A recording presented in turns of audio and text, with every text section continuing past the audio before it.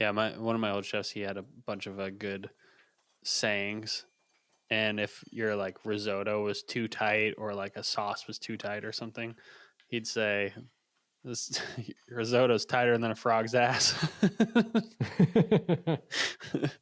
How do you know how tight a frog's ass is, chef? They got to keep the water out. Is that true? Well, yeah. You don't want. Maybe it's just coming in and going out. You don't want to just be sucking up a bunch of water up your ass when you're swimming around. What do you do when you're swimming around? Keep my ass tight.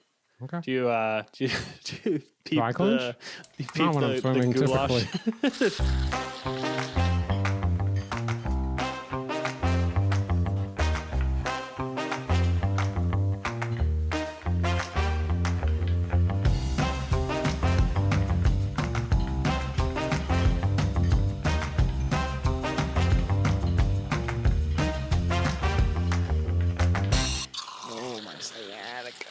My sciatic.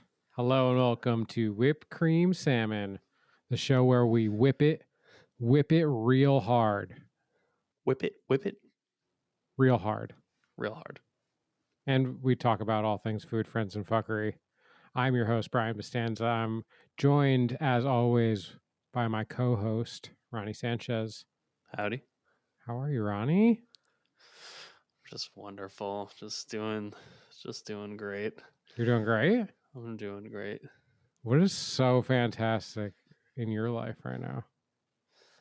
I mean, a lot of things. We talked about, my workplace. The things are happening there. It's also kind of like hectic times there. A lot of transitions. New people coming and going. Old people still there. Dying? Maybe going. Not dying. They're not. No. Metaphorically, yes. Okay. But it's been getting pretty chilly around these parts. Dude, there was snow on my car this morning. Snow? Yeah, we got snow here. Oh shit. We did not get snow. Yeah. Dude, they didn't even really get snow in all parts of Charlotte. We were the lucky few. And let me tell you, the dog, pretty pumped. About it? Pretty pumped. Hadn't seen snow in quite a long time, and she's quite the snow pup. I'm surprised the whole city wasn't shut down. Dude, it came to a screeching halt. Dude, what if people in North Carolina, I'm sorry, you guys are soft when it comes to weather. Soft. Like, softer than you need to be. Way softer. Yeah. I drove around in my front wheel drive Accord when I was like 16 and there was snow on the ground and I was like, made it happen, And yeah. It wasn't even that big of a deal. Was that in Tahoe? No. Yeah, a little in Tahoe. Actually, I did have that car in Tahoe, but no, just growing up and like we had snow in the Northeast and like it's not that big of a deal. You'd see it every year, at least in the Northeast. Not like crazy like out west or anything, but they don't see it here even once a year, maybe, and it's they freak out. It's cool. I know, and they're always quick to be like, "No, it's." You might think that you know how to drive in snow, but out here it's different. When it snows, the roads are really slippery. It's like, yeah, no shit, it's snow. Yeah, idiots. When I was working at Pepsi, they canceled. It was on a Friday. They canceled Monday's work because there was potential of snow in the forecast. It didn't snow at all. So Friday, they canceled work for Monday. It didn't snow at all. And then Monday was like a beautiful sunny day and we were off work, which I was grateful for. It's awesome. But major overreaction. Yeah, totally. Same thing happened. Well, with me, it's a little like chiller anyway, just because like they can be like, all right, no one has to come into the office because we can do our jobs from the house. So like that happens quite a bit, like here. But like when we first moved here, Sam was working in a restaurant, and it was like I think it was like 7 p.m. and it was gonna snow like that evening, or maybe even that morning at like midnight or 1 a.m. or something. But they closed the restaurant early that night. Just in case, just so everyone could get home safe. Right. Like, that you can drive if it's actively snowing too. It's like not even really that big of a deal most of the time. Yeah, It's awesome. it's quite the contrast to Tahoe. There was 1 year we were getting just so much snow that year. I think it was like over 700 inches for the winter, and the power was out for a couple days, so Plumpjack was closed during that time.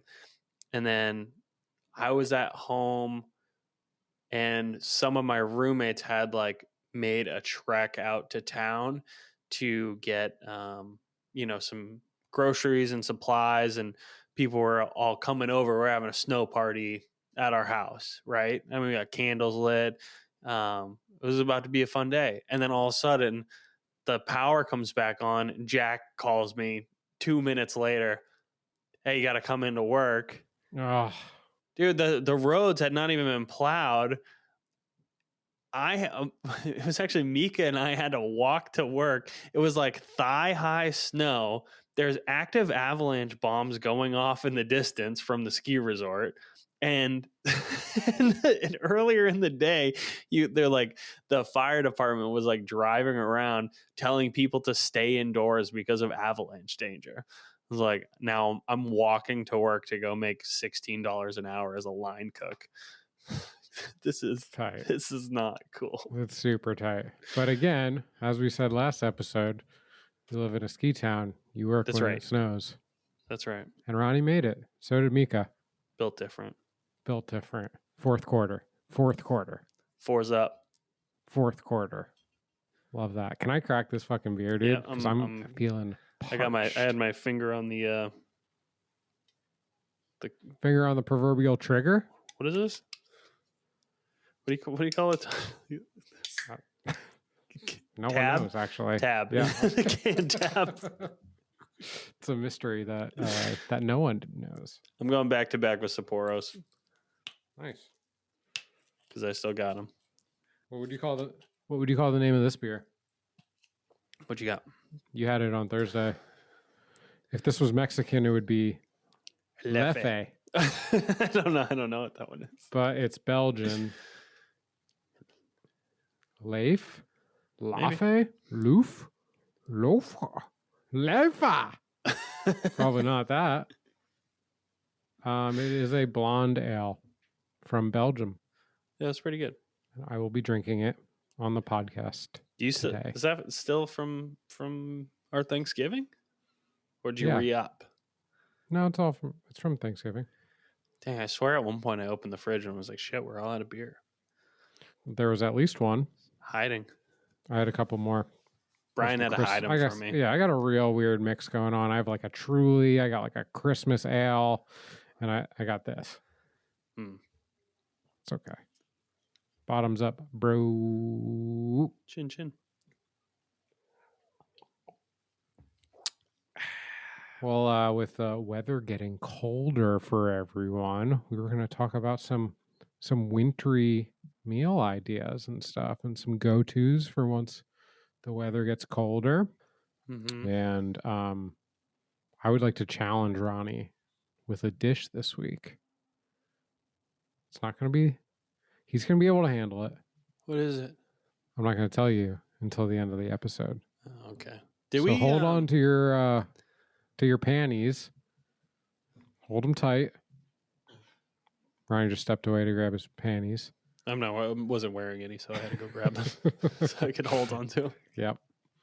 And yeah, I think I would love if Ronnie would challenge me with a dish as well. Yeah, I'll have to think of something. Yeah. Just a little wintry something. Okay. But in the meantime, what's your style when it comes to the winter? And it's not so. There's a lot of like holiday stuff that goes on here. You know, we talk a lot turkey. We'll probably talk some Christmas stuff at the time, whatever. But then there's a lot of just regular meals that we have in the middle of winter. Mm-hmm. It's not the light, summery, lemony, bright stuff that we think of in the summertime. I mean, it could still have brightness, and it should. But I find myself like cooking a lot of like one pot meals for sure. A lot of like soups and stews, and stuff like that. And yeah, what are some of your go-tos? Yeah, real quick. Thanksgiving was last Thursday, right? It was just this past Thursday. Yeah, we haven't recorded yet. We have not recorded since then. Yeah, correct. We had a banger Thanksgiving. We did have a banger Thanksgiving. Let's talk It about was it. really good. Yeah, let's talk about it. Yeah. Put a pin in our winter discussion. Winter foods. Tink. Think. Put that up there. Boop. Boop, boop, boop, boop. What was your highlight? Well, I mean, the turkey that I made, I thought was killer. Fire. It was so good. Turkey boner, for sure. Smoked turkey breasts. Got them up to like 150, and then wrapped each one with a stick of butter. I had 3 of them. Wrapped them with a stick of butter. Yeah, pass it. Wrapped each one with a stick of butter, and then brought it up to like 162. And then when you say wrap with a stick of butter, what does that mean? Sorry, I wrapped with like foil. Gotcha. And you molded the butter, or you just kind of dripped it in there? It was liquidy? I threw a whole stick of butter inside a foil with the breast, and then threw it back on the grill. So it was cold, but then it was initially cold. Correct. But then melted. Correct. Into that delicious smoked turkey breast. Dude, and when it came out, we took it off at like 162, 163 and let it rest. And, it'll come up naturally to 165. And since we had 3 of them, Rochelle and I was like, well, I've been smoking this thing for, 4 or 5 hours. Like, I gotta have some of it the day of. Wait, we keep passing this through the screen here. Every time you talk about smoking, dude. Brian's passing me light it, bro. An imaginary joint through the screen here.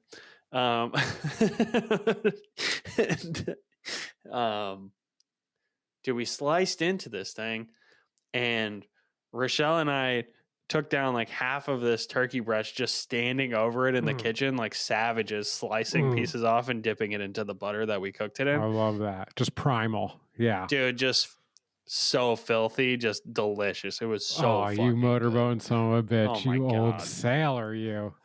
Dude, it was insane. It was so fucking good. Smoked turkey breast. I don't know. I've had a lot of shit turkey in my life. That is one of the better ways to enjoy any meat. I'll put that fucking high up on the list of delicious meats that I've had in my mouth. It was good. It was really good. It's really good. Super buttery, super smoky, super just like really flavorful, really juicy. Just beautiful. Just beautiful even cook that you get out of that. Not a touch of dryness anyway. God. It was just like it was so good. And then it made it really easy because the other 2 I just cryovac them, brought them over to Brian's house, and then we picked it up in a water bath, ceviche style, and just let it hang out. I mean, it was like the easiest Thanksgiving turkey cleanup ever.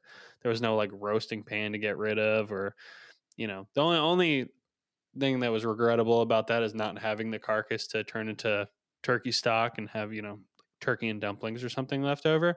But I don't know, pretty worth the trade-off in my opinion. For sure. And again, it was just like it couldn't have been easier day of to pick up at your house. Sure. And with just like the 4 of us. I mean, not to say that we would have done some work with a whole turkey if that's the direction we wanted to go, but for sure, we certainly didn't need to go in that direction, right? By any means. Something that awesome you made that I really enjoyed was the gravlax, which I'm not typically like a big gravlax fan. It was really good. You like this one? I like that one a lot. It was so clean. Okay. I feel like a lot of times gravlax, the fish is too, I don't know, salmon can be very oily. And sometimes it's a little too much for me, and it kind of like lingers a lot. I don't know, maybe it was like the way that it was cured, or the type of salmon, or I don't know, there was like fresh dill and the capers, and I don't know, it was super clean. And it didn't linger like a lot of other salmon. I'm not really a salmon fan in general. But I really enjoyed that one. Do people do that with other fish? I'm sure you could. You never I'm hear of sure. it. It's I'm always sure. salmon. Anyway, you know what's funny is like I wasn't super fired up about it. I think I said that to you that I was like, Mm-hmm. I'm not sure about the flavor of this thing.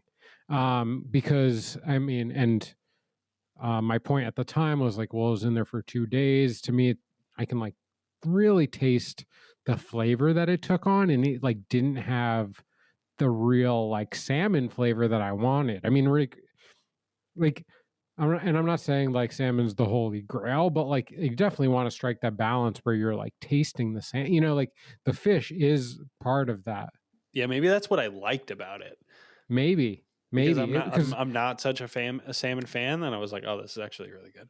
sure, and maybe you like got more of like the saltiness and the Yeah. sweet from the sugar and like the flavor from the beet and all that. And so like I did have this was like a tail piece, so like it's probably a 8-inch like chunk of salmon, like not even a whole side, or like probably like a third of a side. And the stuff that we had on Thanksgiving was like sliced from that like tail tip, which is like very thin, and that like definitely like took on the most amount of flavor, obviously, because it's the thinnest piece, right? Sure. It Yeah. still did have, which I was happy about and proud of, was that like it had a gradient. So if I didn't say this or we didn't say this earlier, it was raw red beets, and if you know anything about red beets, it like will stain the fuck out of anything. If you like cut a beet a cooked beet on your like cutting board, that thing's going to be staying for quite a while, right? Yeah. So this was a raw beet that I put in the food processor with the salt and sugar and packed it down with dill, and that's how I like cured the fish. So it's very, and when I say gradient, I like really wanted like a fluid transition from like the deep beet red on the fish to like the inner orange. And what I was going to say was like I wasn't super fired up, but then yesterday we wound up finishing it, and we were like closer to the other end of that tail piece where it was thicker, and I Uh-huh. thought it had more. To me, it had like more balance, Hmm. where it was thicker. There was a longer gradient, whereas like when the center was like super orange, and it didn't have that like. To me, the tail had like a super like salt, like a salty flavor to it, where I was like, didn't really want the salty flavor. I really wanted it to be accented by the fish, Right. Yeah. I mean, Um, it makes sense because as you get into like the thicker, fatter parts of the fish, like you're getting into the fattier, like closer to the belly, probably um, oilier.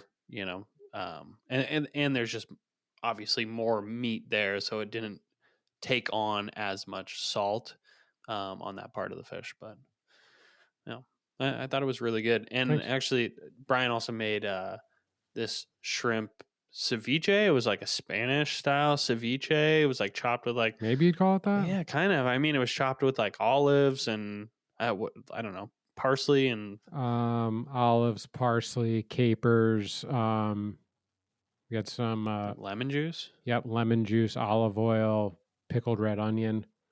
Oh yeah, that's right, pickle red onion. And it was, it you know I It's kind of a good dish. it was I thought it was really good, and it was also like I don't know flavors that I grew up more familiar with, and I guess like haven't gotten. I mean, I've kind of gotten away from it, but not like intentionally. You're just interested in other things, I think I would say about you. Yeah, Yeah, yeah, yeah. I get maybe that's it. Maybe I'm just like exploring more unfamiliar cuisines now, and like having that was like very like Spanish.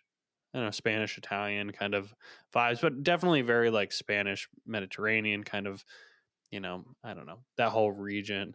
Yeah, you could draw like flavors from a lot of different parts sure. of that region and identify it with different places. But yeah, that was really good. It was a little crostini. And Rochelle, who doesn't like shrimp, I would like kind of I was like, no, you really should try this one. I think you would like it. She doesn't like the like crunchy texture of shrimp. Like Mm-hmm. how shrimp and any kind of shellfish could be like really like snappy. Yeah, yeah, yeah, Yeah, yeah. she doesn't. like that aspect of it. But she really enjoyed it as well. So Nice. yeah, no, it was awesome. Yeah, that one was. I cooked it in a court bouillon, which is I hadn't done that in a really long time Yeah, either. right. Yeah, it was like, and I just boiled the court bouillon, cooked it for a little bit. Court bouillon is like it's just a flavorful liquid with like wine and aromatics, like different spices and White wine. yeah, white wine and water and salt and lemon. And so I just like boiled that for like I don't know 10 15 minutes. It was cooking, and then just poured that over the shrimp, and that's how it was cooked. Yeah. Cold here, or so not cold, but I didn't boil the shrimp, right? I just poured the hot water or the hot liquid over it and let Onto it the cook. shrimp. Yeah.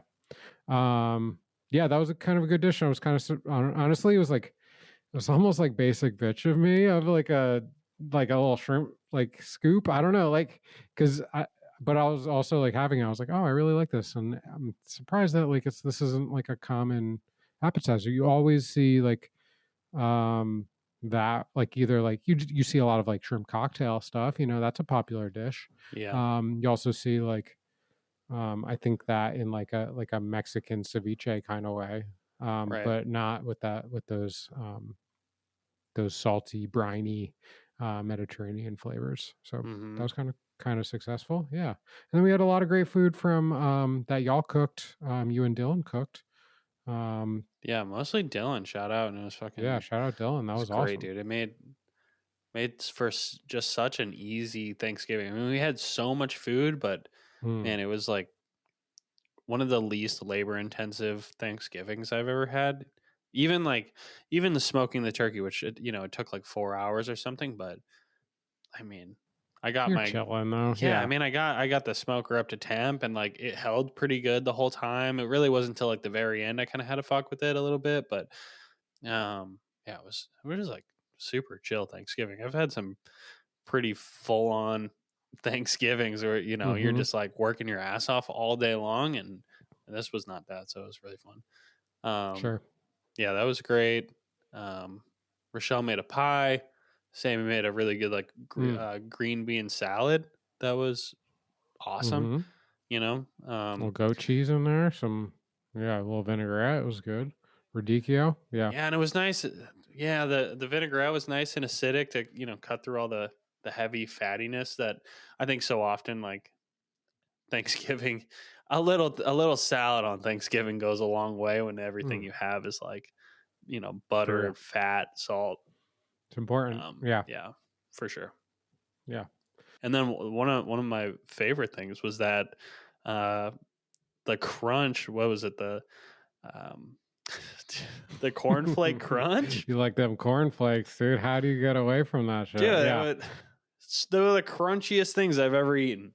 So the dish was a bourbon vanilla poached pear with whipped cream and cornflake crunch, and the cornflake crunch is cornflakes and dried milk or milk powder, Dried sugar, milk. and butter. Yeah.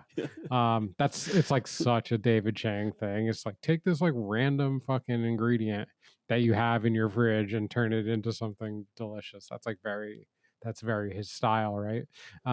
For sure. And yeah, I mean, I think like we'd all agree. I definitely agree that the pears could have maybe maybe I picked the wrong pears at the grocery store, but these I poached for like a half hour plus, and I expected to poach them for less time than that, and they were still too hard. Like they were too underripe. They were hard. I was instructed to get underripe ones. I think these were too far underripe and too hard out the get go. Yeah. So they were hard. But tasty, and they did like have a lot of that flavor, especially being in that liquid longer. But the reduced cooking liquid Yeah. is fire, and the whipped cream was fire, and the crunch was fire, You and just give me that the syrup, the whipped cream, and the crunch. mm-hmm. Yeah, So good. that was fire. It was like the crunchiest thing I've ever eaten. It was, it was Buttery and like, yeah, salty, kind of like savory. It was like savory sweet. It was really you know, I good. put some salt Oh yeah. in that Oh yeah. in the whipped cream for sure. I mean, probably Okay. every component had salt, but like definitely some in the whipped cream. And the best way I could describe it is if like if you took like a really dope bowl of breakfast cereal and like shot it up with all the steroids that Barry Bonds had, and that's like what a bite of this shit was, you know? Yeah, it really was. Yeah, get you fucking close to 800 home runs with that shit. Yeah. It kind of messes with your head because like visually it just looks like cornflakes, like, you know, Right. which are typically like fairly bland, you know. But yellow, right? They're very yellow looking. Yeah, I mean, Yeah. the appearance is really not that much different than like your standard Special K cornflakes, but the flavor is like wildly different. It was so Fire. Yeah, that was a good one for sure. Yeah, hell yeah. That's awesome. But I mean, thanks, Aaron. The great thing lead into, our winter meals discussion in North Carolina specifically, or at least where we're at. It doesn't really get cold until like kind of this week, like, I don't know, we've had a couple like, it's been warm. Yeah, it's been warm. But yeah, we kind of like teed off on Thanksgiving, and it's like now it's like right into winter pretty much. We'll probably have some warm days too. I mean, it is like, yeah, I mean, to be fair, it's supposed to be like in the 60s next week. So, but it's like 28 degrees outside right now. So it's chilly. We're chilly, dude. Nips are hard right now. They are. You showed me before we went live. Mm-hmm. And I said, you got to put your sweatshirt back on, Brian. For real? Still? Just too distracting. It's an audio pod, but whatever. But yeah, I mean, what type of stuff do you have? Not that you have planned or anything, but like, what type of stuff are you going to see yourself cooking at the house? You maybe, you make a soup that lasts a few days, for the week. I know you're working a lot too, but also like these like one pot winter meals are like really good for like have it for 4 days and then regroup and make another one. And, it's, I really like the winter for that reason, I think. And I kind of do that stuff. Not only in the winter, but yeah, I mean, I'm excited. Dude, I can have leftovers like one time, and then I'm like, I really don't want that chili a third time. Oh, really? Every once in a while I can like get a third meal out of it. I don't know. Even like I will eat leftovers, but I'd prefer not to. And I especially don't want leftovers for dinner the next day. For me, like if I'm gonna have leftovers, it'll like for lunch. I'll have some leftover, stew or whatever for lunch. But dinner time is time for a new meal. It's sacred. It's sacred for Ronnie. It is a little sacred, yeah. What do you have for dinner today? Well, I don't know about you, but sometimes these Tuesdays you get home from work, it's been a long day, and you're like, oh shit, I got the pod in 2 hours. Yeah. And I don't have anything. Quick. Yeah. And so today I had some pork butt in the freezer, and I pulled it out and I had it in water, and I started some rice, and then I realized that the pod was coming up shortly.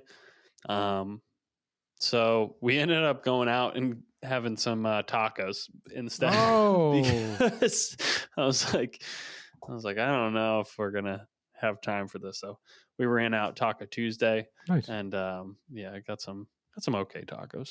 It was yeah.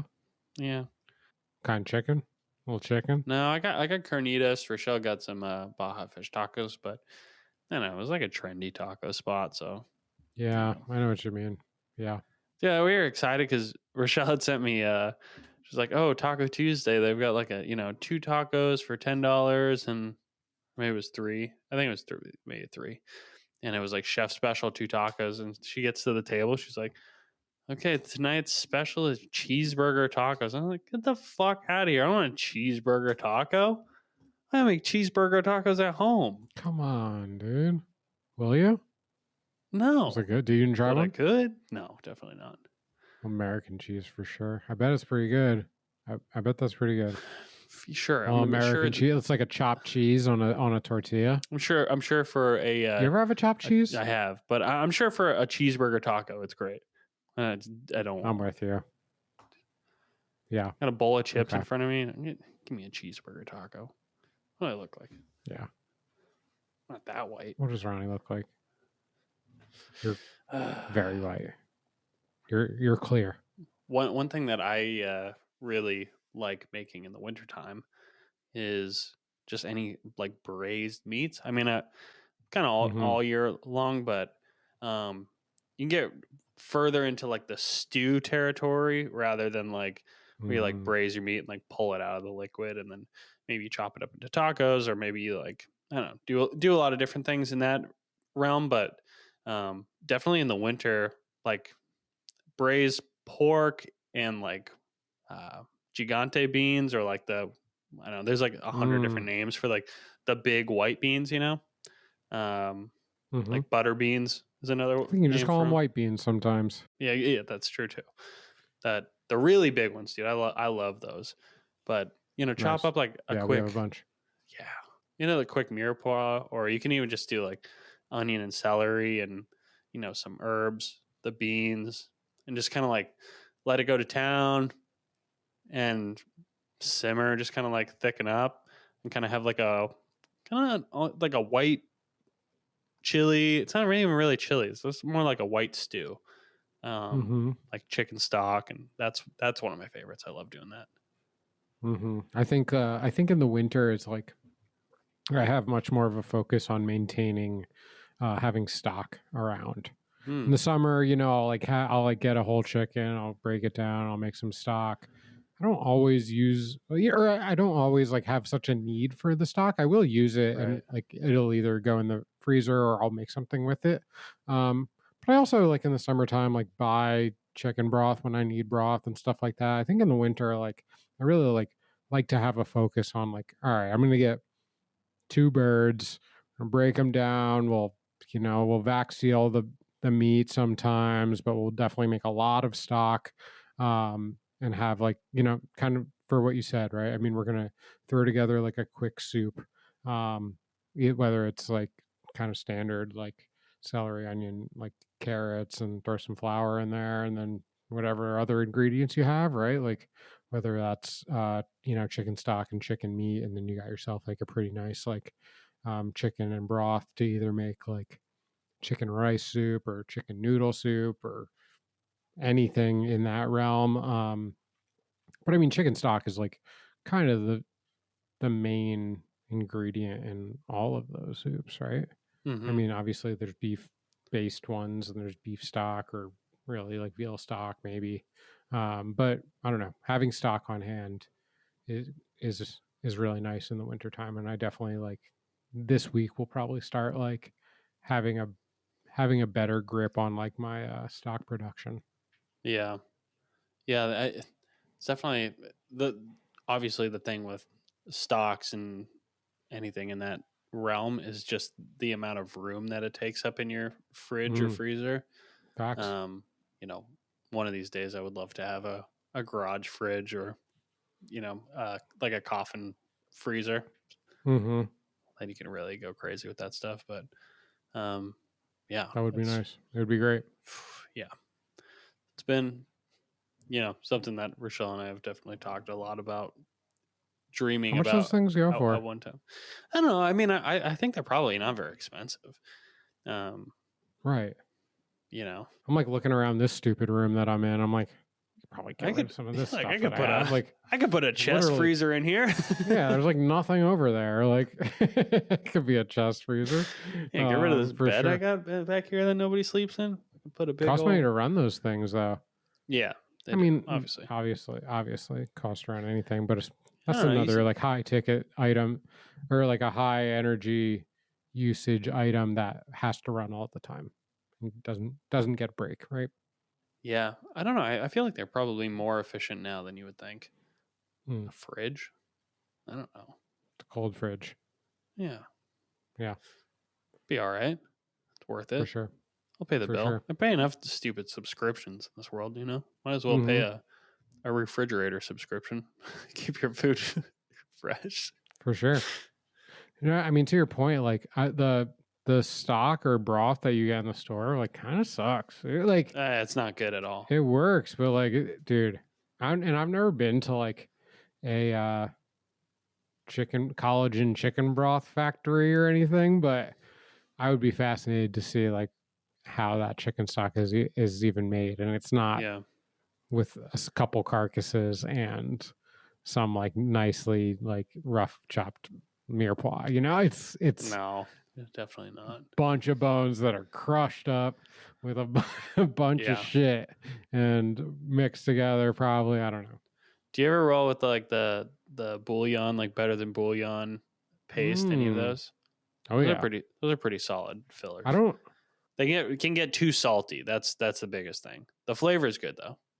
I stand by using that in all your stocks. Yeah. Like you just add it to your stocks anyway. Yeah, just like not like it's not the whole thing, but it like gives it like some of this like body that it needs. Mm-hmm. My homeboy Brady Dillon told me that once. He was a chef up at Ciro's when I was up there, and I don't know if we were making like veal stock or it could have been like the lamb stock, which was like half veal and half lamb bones.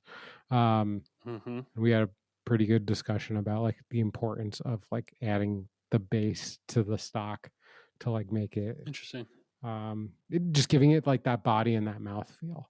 Yeah, one of my old chefs, as the izakaya, when they would do their ramen broths, he had at the Asian market. You can find it looks, those the white containers that like Tang would come in, or like the like powdered stuff. It's like that clear like white.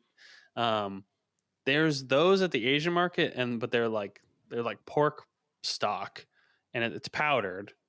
Oh. He would take a whole one of those and throw that into the ramen broth, and he's got like 30 pounds probably, more or less, of pork bones and veg and ginger, like aromatics, all that. But then he would still add a whole one of those into it as well. So, I mean, maybe it's more common than I realize. Yeah, I mean, we definitely like. I mean, you go through like the classic French shit in Escuela, and that's definitely just bones.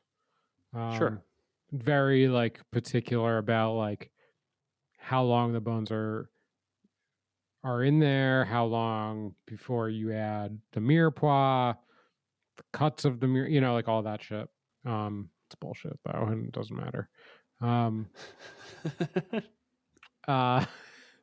Well, they're just like the French are so goddamn particular, dude. You know what I mean? Like I've definitely like since getting out of that world have been like, I don't know, that I buy into all that stuff that they're trying to spoon feed you. Right. Like the techniques are great, but like you said, yeah, it's all about building flavor. You can get more flavor, right? I mean, the classic French shit is like not roasting bones, not roasting chicken bones. Right. Like chicken stock, like French chicken stock is done with raw bones. Now, like as a culinary professional in the modern age, like roast bones, I like, I don't know. I don't get that. Like, why? I don't know why I would do that. I don't know. Like, right.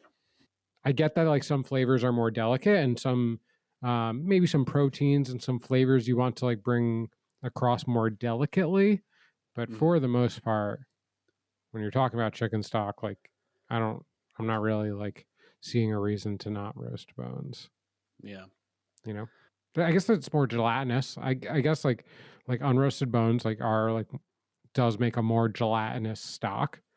Yeah. But I mean, dude. But I also, dude, I mean, you've definitely made roasted bone stock and it's like solid. You know? For sure. Yeah. Where it's for super sure. gelatinous. For sure. Do you have any like maybe like family dishes or just like classics that are just like super heavy that you really can't eat outside of the winter, like aside from like a stew or a chili. Mm. I don't know that I have like a ton of family dishes, like you Mm-hmm. kind of say. Um, the first thing that came to mind when you say that is like a lasagna. Okay. Like that's kind of like, I don't know. I wouldn't do that very often, and the time to do it is the winter. Yeah. And It's kind of a classic Christmas meal as well, at yeah. least in my Oh family. yeah, Yeah. yeah. Do you I see, yeah, and I'm not like particular about it. I don't like know the right way to do it. I think I'm seeing like lately, just like scrolling the gram and shit. I'm like seeing a lot of, um, it's like lasagna that's made with like meat sauce, like bolognese, but like very meaty, right? Um, and then it's also with bechamel Uh-huh. on the inside and no red sauce. And the red Oh, sauce doesn't come until after. It's like baked without the red sauce and then served in a like cooked and heated up in a pan with red sauce and then basted with red sauce and then served. I see that a lot. interesting. I've also seen some really cool ones scrolling around that like they make a really beautiful like layered lasagna and Uh-huh. then cut it and then serve it like if you see like a square. I'm holding up like a rectangle that's like 3 inches by like 6 inches, maybe Mm-hmm. 5 inches, and like put you like sear that like with the cross noodles pan side down. If that makes sense, right? So like if you're taking like the profile cut of the Searing the lasagna, right, like instead of cold. like taking the flat side from the top, you're like slicing it and putting the side down into a Right. pan. And then that like see some like crispy stuff coming out of that. That looks like get like a nice like sear on that and then served with some tomato sauce and then like grated Parmigiano Reggiano or something. Like that shit looks super fire too. Yeah, that Um sounds good. I would experiment. I would like to experiment with a little lasagna. It's so heavy, you know. It's one of those things that like I don't know. You have to have a good excuse to do it. Not that like you need a good excuse to like eat delicious food, but like that's one of the things that like that shit'll ruin your week. If you Right. eat that now and you have that every day this week, well, I guess we'll go to the gym in a week and a half or something because I'm Right. taking naps this week. Growing up, my mom would make goulash. Um, and I've heard like 100 different people, like 100 different ideas of what goulash is, and I've seen some that it's like that is like a puttanesca pasta. Like that is I don't it just that doesn't register with me. But the goulash that we grew up eating is like a Hungarian goulash. Typically, it we'd always have it'd be beef, some kind of like a chuck or something like that. It's like cubed up and braised in like a really thick, heavy, like red sauce. It's like brownish red. Definitely has a red hue to it. And then my mom's thing, she would always say like every time you walk past the pot, or the crock pot or whatever, should add more paprika. So just like so much paprika goes into this thing, like Mm-hmm. a crazy amount. Sweet Um, paprika, what's that? sweet paprika, or Yeah, not smoked. I think it's specifically Hungarian paprika, Oh, which I think it is a sweet paprika, but I don't know. It just has a very distinct flavor. Um, but it's really just like the beef and this like gravy sauce, and then growing up we would always have it with like those like curly like egg noodles. And you better get mm-hmm. them. You Yeah, buy them yeah. in they're in a big bag. Or like hamburger helper noodles. Yeah, probably. Yeah. Um, Uh, but as we got older, my mom um, started doing them with muffaldini noodles. Have you ever had those? no, what's that? It kind of looks, it's a pasta noodle and it kind of looks like a really skinny, lasagna sheet where it's like it's thick. It's like still like wider than like maybe like 2 linguine wide, or maybe even a little bit wider than that. But it's got the Mm-hmm. like wavy edges on both sides. Oh yeah, So yeah. I've seen that. I've seen that for sure. and it's Yeah, like yeah, it's like yeah, yeah. it's a heavy, thick pasta. Thick boy. Yeah, dude, it goes really well. Nice. And then as I kind of made it my own, I like to finish it with like a dollop of sour cream. Ooh, You get ooh. a little bit of Talk like dirty to me. a little of that tart tanginess from the sour cream, and then the Mm-hmm. really heavy, thick beef and those thick noodles. Dude, that's solid. Those noodles are heavy. You'd probably have like 10 noodles on your plate, and it'd be like a full bowl of pasta. It's like Yeah. they're Totally. meaty noodles, you know? Totally. Um, that sounds like a good dish for sure. I don't know that I've really had much goulash. Um, sometimes it's served with no noodles. Maybe I guess it could be, but in my family we never did. Yeah. But like I said, I've heard 100 different people say we're having goulash or my family's goulash, and then I hear them describe it. In fact, I was at a buddy's house when I was like in high school, and they told me that they were having goulash, and that what they served me was not fucking goulash, at least not in my mind. It was like there was a bunch of different like chopped vegetables in it, and yeah, it just looked. It was like ground beef. It was looked absolutely nothing like what I ever had for Was it that same brown goulash. or red color? Not No, really. no, it was like red pasta sauce. It was an entirely different dish. Yeah, totally. But People, I mean, especially just like that, that's like has so much variation. You're yeah, gonna see some wonky stuff.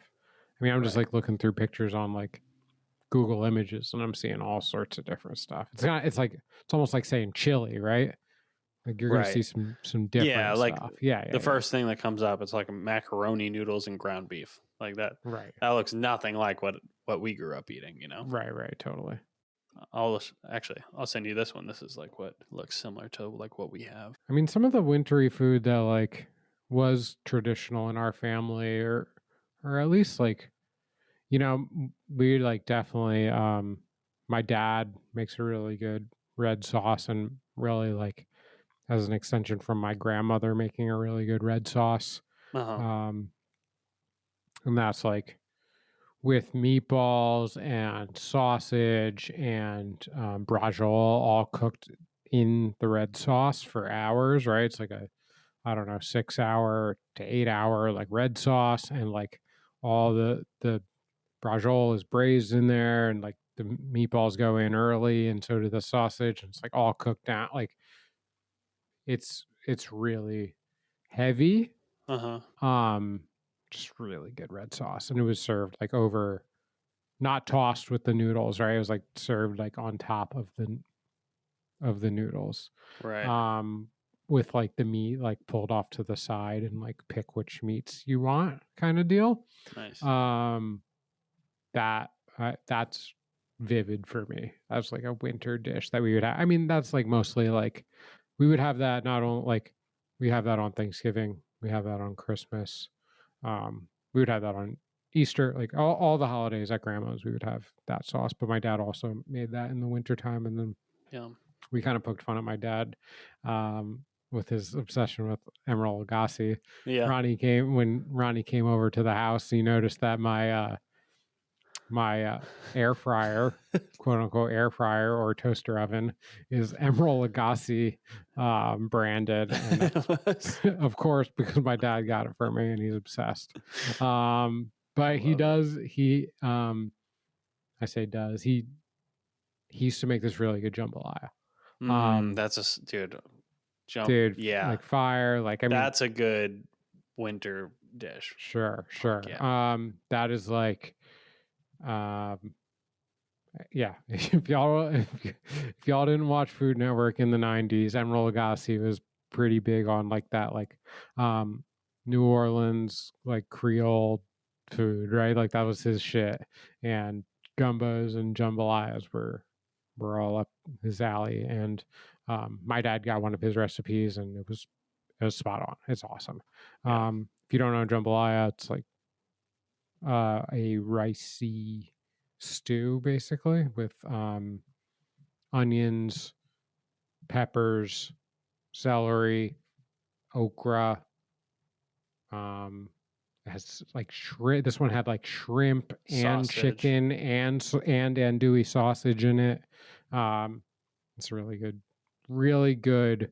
And it had like braised chicken, like pull apart chicken within that, and that's a good dish for sure. It's more rice than stew though.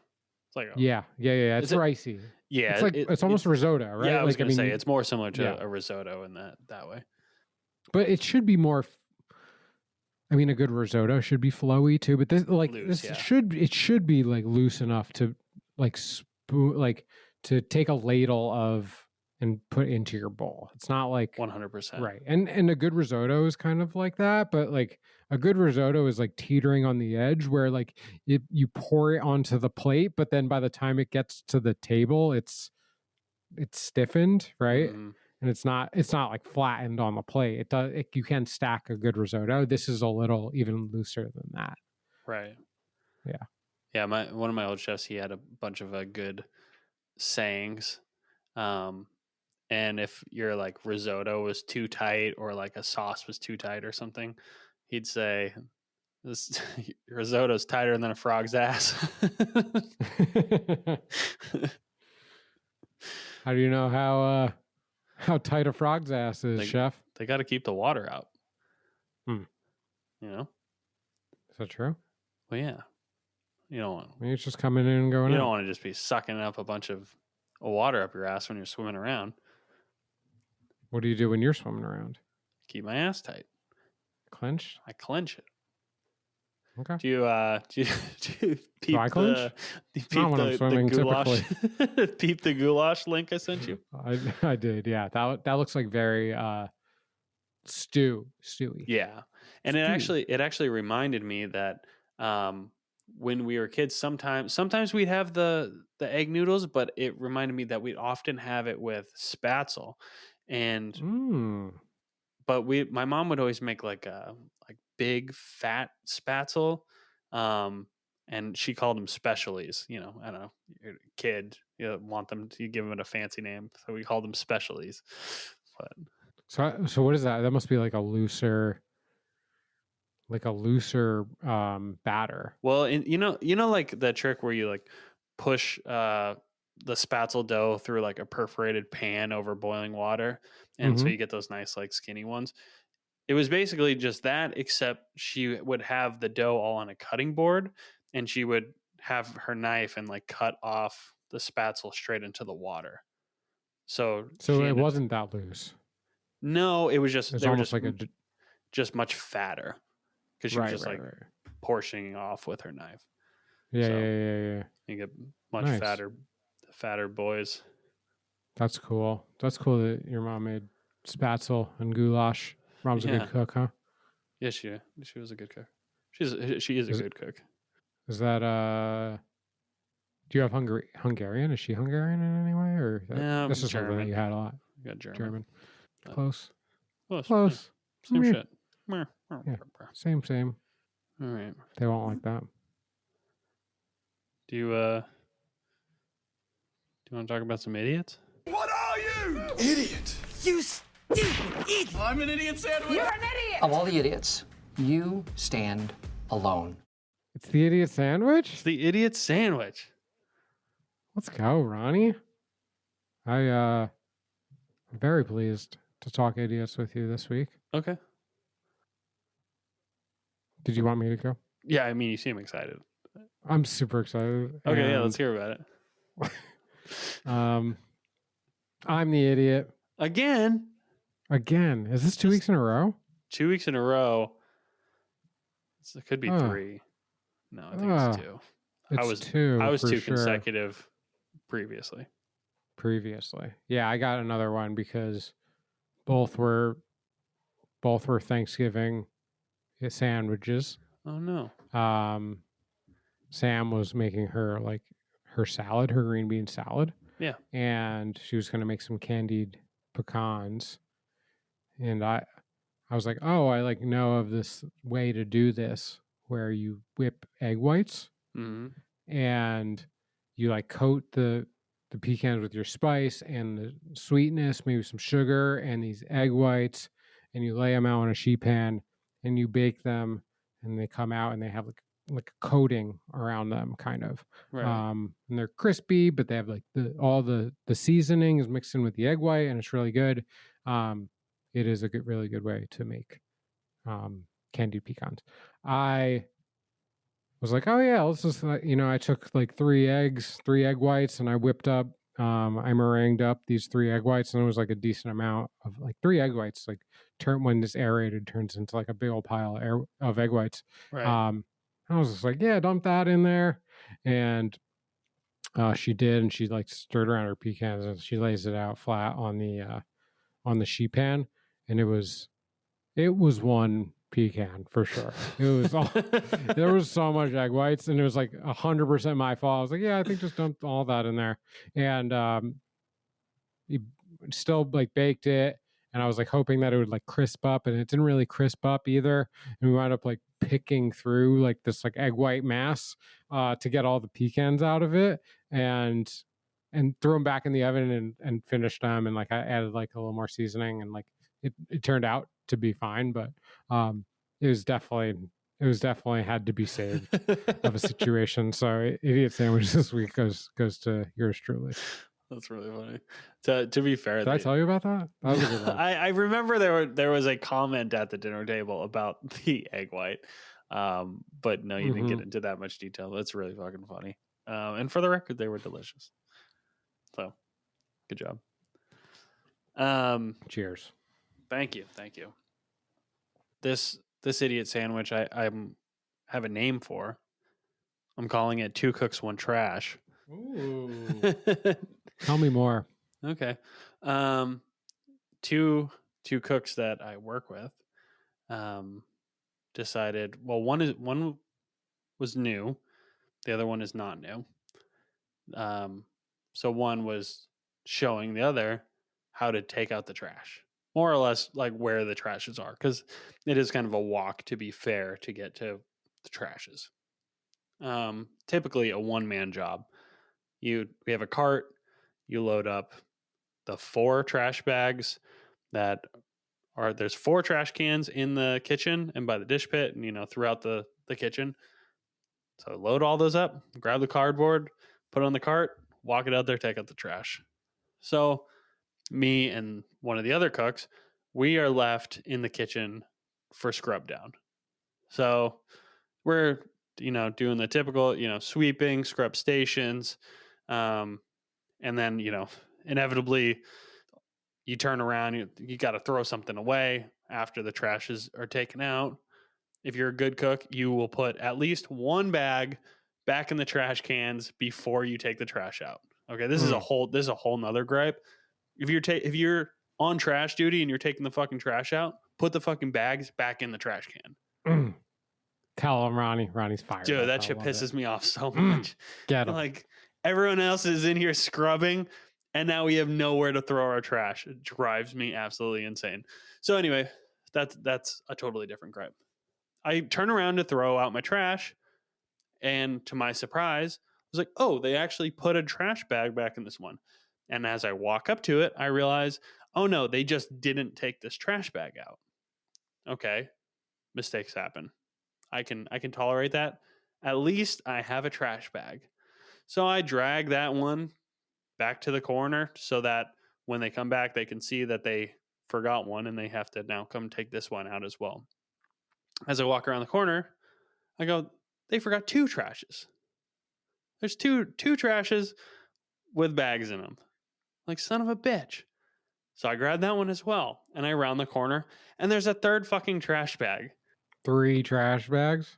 There are 4 trash cans in this restaurant. The 2 of them took out 1. It's like, what are you guys holding the trash bag together? Hold on. I'm confused, Ronnie. Are you not supposed to take 1 trash at a time? Traditionally, no. Is that not how you're supposed to do it? If that was how we did it, I would at least hope that they would each take 1. Instead, they collectively took 1 bag. So Who held it? that's a good question. Very good Do you question. think they were like interlocked hands while they were doing it?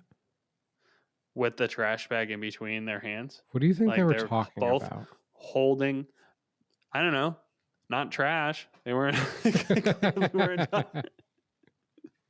so, idiot sandwiches, you guys can share the crown because you share one trash bag. Be better. Use a bitch. You fucking Just dummies. Just kidding. You're not a bitch. They could be, though. Congratulations, y'all. Yeah. Congrats. I love that. I'm not upset I about love that. At that all. for you and them. Ronnie's fired up. I have a tip. A tip? How do you do it? Let me hit you with some knowledge. This is the moment we've all been waiting for. Do you hear it? Let's hear it. No, do you Oh. hear that? The school bus? Ding, ding, We're late. ding. We're We're late. late for school. Holy I can shit. run out Grab the your door. bag. Yeah. Put your pants on, Ronnie. It's time for the Oh, whipped I cream gotta salmon grab my school for panties. cooks who don't cook good. Ronnie's going to school without his panties again. I got them there in my bag. Okay. Give us You're your gonna need tip. them. Or do you want me to go first? I'll go first. Okay. I think sometimes people talk about baking bread and it can be like an intimidating thing. And I just wanted to offer our Me. audience, Ronnie's intimidated by bread. And Scared. there could be a lot of steps, what flour do I get? What do I, how long does it rest for? What happens if I rest it too long? What happened? Do I have like the right temperature water? Like there's all this BS that goes along with it. And a lot of it is valid and it's very scientific. And you can get, the deeper you go, like you can find yourself learning a lot of fun little facts. But as an entry level bread for anyone that's trying to get into it, I think making focaccia is a really good way to go. So that's my tip for this week is just go out and try to make some focaccia bread. It's really, really simple. It's really like, What makes it so simple? depending on the recipe that you're looking at, like it's probably just like mix your ingredients together, do two folds, and then hold overnight in the fridge, or really ferment overnight in the fridge, and then take it out, stretch it out over a sheet pan, throw it in the oven with some olive oil, and it's good to go. Now, follow a real recipe. Maybe we'll drop a recipe in the show description. Actually, definitely do that. But it's really simple. It's one of the easier ones to pull off, and it's pretty easy not to fuck that one up. So go out and try it if you're intimidated by making bread. Yeah, which I am. So maybe I'll give it a shot. Super easy. It's honestly, it's easy and it's comes out like it's fucking one of the best breads anyway. Yeah. You can stay there for your whole life and have really good bread for your whole life. I like it. Thank you, Professor Brian. Professor Ronnie, what you got for us? I got a little bone to pick with salted He's butter. fired up today. Yeah. I got a bone to pick with salted butter. Okay. Let's hear it. Don't buy it. Don't buy salted butter. Are you a salted butter person? Get the fuck out of here. I would give you the exact opposite advice. Okay. Which is that unsalted butter has no place in this household. All right. Well, this lesson is for Brian. Thank you for coming to my class. Sit down and tell you why salted butter is bullshit. Let's hear it. It's, in my opinion, if you want salt in your butter, then add salt to it. Salt your butter. Which I do. If I butter my bread, hit it with a little salt. Sprinkle a little salt on there. But when you're cooking, especially if you're like a recipe follower, if you're adding salted butter and then you're like add a tablespoon of salt, and then you're going to be adding more salt than is recommended by the recipe. Now we've talked about following recipes and disregard the salt and just salt to taste. I am just of the mind that I would like to control every aspect of salinity in my food and pre-salted butter. Also, every salted butter is going to have a different amount of salt in it. Mm-hmm. So it's a very inconsistent way of salting your butter or adding salt to your food. Now, Brian, tell me why I'm wrong. It's a spirited discussion. This is something I deal with at work, by the way. It drives me nuts. Salted butter. I guess that I just find myself in like so I'm not that recipe follower, right? Like I do. Sure. I don't fall into that category at all. I'm like very like loose with my recipes. Maybe if I'm following something like very traditional and I'm trying to get it right, I will follow it. But other than that, like don't care. I'm always gonna season to taste anyway, right? So right. That like so I don't fall in that camp. I guess I find myself some like the butter that's salted is like more well dissolved in the butter, I guess is like the only thing I would say is that like it's just like I don't know. I guess I don't feel so strongly about it. But me and Sam both joke that like don't buy unsalted butter because when I butter my bread, I want that shit to be fucking salty.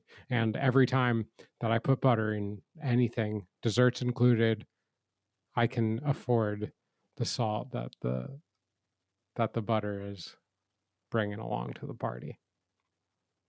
And that's where I stand on that. And yeah. See, the thing is, I agree with all the points that you made about like they're not like strong points. They're just like butter. No, I mean it's like I said, I'm hot on this subject because it's something that I deal with at work, and I just feel like in a professional kitchen, especially, like there's no reason why there should be salted butter. My personal opinion, I feel like you should be seasoning all your food accordingly. Same reason why like I think that pepper is bad to have on the line. Yeah. You know? Yeah, not everything that needs pepper needs salt. Not everything that needs butter needs salt. Vice versa. You know? Yeah.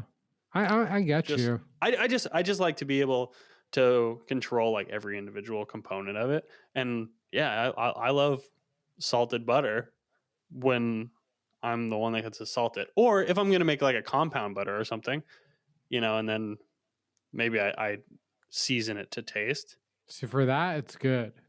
Like because that is where my like dissolved point makes more sense.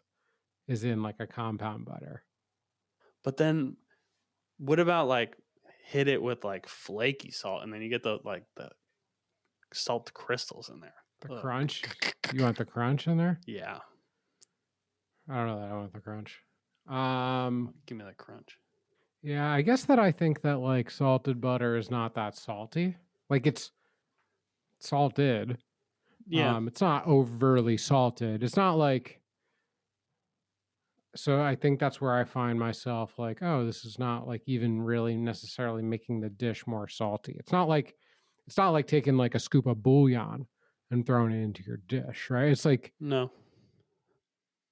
You're right. It's like that much butter needed that much salt. It's like I guess it's like it's more consistent than I think I would be. Maybe that's like where maybe I just have high blood pressure and things like this irritate me. And I get worked up. I get all frazzled. I get worked up. You get worked up? You gotta take your fucking Lipitor or something. Is that for blood pressure? Is that why people take that? I don't know. I don't know. Because no one knows. Because other people are using salted butter. Probably. My dad. Well, tip of the day: do whatever the fuck you want. Shout out my dad, Larry B, for taking if salted Lipitor. butter makes you happy, then go ahead. Yeah. We love salt in this fucking house. I love salt. Sam loves salt. I love She's salt. obsessed. I love salt. I just want to salt it. I love gold. Love you guys. Love y'all. Remember, whip it. Whip it real hard. Whip it, whip it. Dun, dun, dun, dun, dun, dun. Welcome back to Whip Cream Salmon, bitch. We got a little Amendment. an amendment. It's a constitutional amendment. Brian forgot to say something. I wanted to challenge Ronnie to make a dish Yeah, what was the dish? this week. I want you to make chicken and dumpling soup. Ooh, I'm down. That's a good one. You actually said turkey and dumpling earlier. Yeah. And I was like, oh, he's fucking on to me, dude. But Yeah. in reality, I just wanted you to make some chicken and dumps. Dump Okay. them. Could I give you one? Yeah. Make this goulash. Okay. And yeah, we Should I make it with those crazy noodles? do that because they're just so fucking. I was gonna say you can make spatzel, but you don't have to do all that. That's not how I typically eat it. This recipe has dried marjoram in it. I don't even know. Do you even know what marjoram tastes like? Yeah, it tastes like perfume. Gross. Don't add Cologne. that. Don't I add never that. added it. It's a good. Looks like oregano. It's hard Yeah. to tell the difference, honestly. It smells like cologne. Dude, it's one of those the spices I bought when I first moved into my own apartment. I bought one of those like spice racks from Walmart, that has like everything on there.